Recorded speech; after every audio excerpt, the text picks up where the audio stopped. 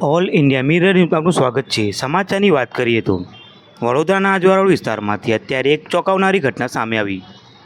Ajwa road પર આવેલા જાણીતા મોબાઈલ શોરૂમ ફોનબુકમાં ગઈ રાત્રે અજાણ્યા તસ્કરોએ તાટકીને ચોરીને અંજામ આપ્યો હતો। મળતી માહિતી મુજબ રાત્રિના અંધારાનો લાભ લઈને તસ્કરોએ શોરૂમના તાળા તોડી અંદર પ્રવેશ કર્યો હતો।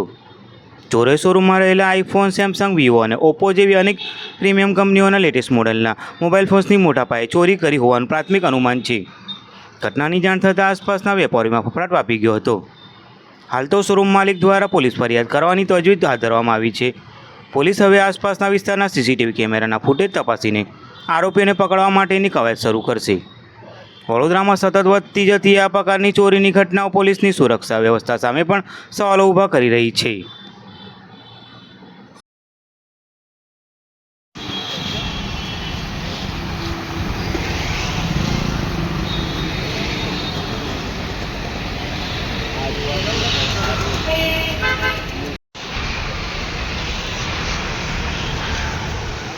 બહુ લાંબુ પહેરી લો.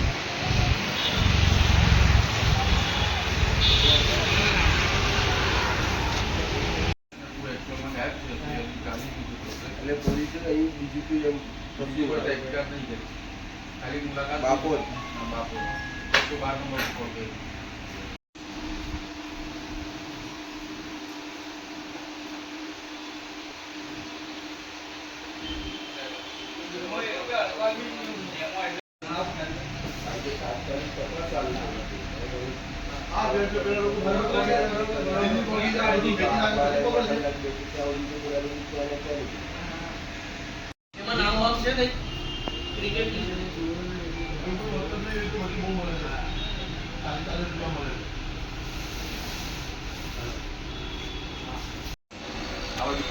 આ બધી વસ્તુમાં જોયું બપોરે કાલના તારીખમાં તમારી દુકાનવાળો આવી રહ્યા છે, બધું જોઈને ગયા છે માહોલ। કાલે અથવા પરમ દિવસે બધું જોવે કઈ વસ્તુ ક્યાં છે હું છે એના પછી જ કામ થાય।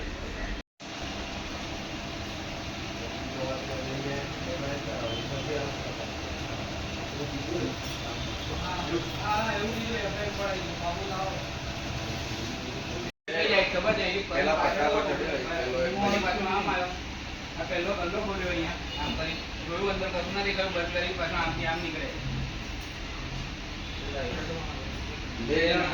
એક જણ આપવું બેગ આપી બીજો લાંબો હતો પછી બે ત્યાંથી બધું ભર્યું એવું થયેલે અને પછી બે આવાજ આમ આટો મારીને આ બધું આવ્યા છે અહીંથી પાછું બન્યો છે આજે આપણા આજવા રોડ પર ફોનબુક આવેલ છે, એમાં ચોરીનો બનાવ બનેલ છે। રાત્રે 2:50 થી લઈને 3:15 ગાળામાં ચોરી થયેલ છે। કેટલા મોબાઈલની ચોરી થઈ છે? ફોન 50 ઉપર છે, કયા કયા કંપની? એમાં આઈફોન છે, સેમસંગ છે, વિવો છે, ઓપ્પો છે। હજુ ચકાસણી ચાલુ છે કે બીજી કઈ કેટલા બ્રાન્ડની ફોન ચોરી થયેલ છે। પોલીસ ફરિયાદ કરી છે તમે? પોલીસ ફરિયાદ સવારમાં પહેલી વાર પ્રથમ કોલ કર્યું હતું પોલીસવાળાને 112 પર। એમનામાંથી એક ડિસ્ટાફનો માણસ આવ્યો ને ખાલી પૂછીને જતા રહ્યા કે તમે આવીને એફઆઈઆર લખાઈ દો બાપત પોલીસ સ્ટેશનમાં। કુલ કેટલા મુદ્દા માલ હતો? મુદ્દા માલ 30 લાખ ઉપર છે। હજુ તો બીજું કેલ્ક્યુલેશન ચાલુ છે કે બીજું કેટલી વેલ્યુનું છે। કઈ દુકાન આવી છે તમારી?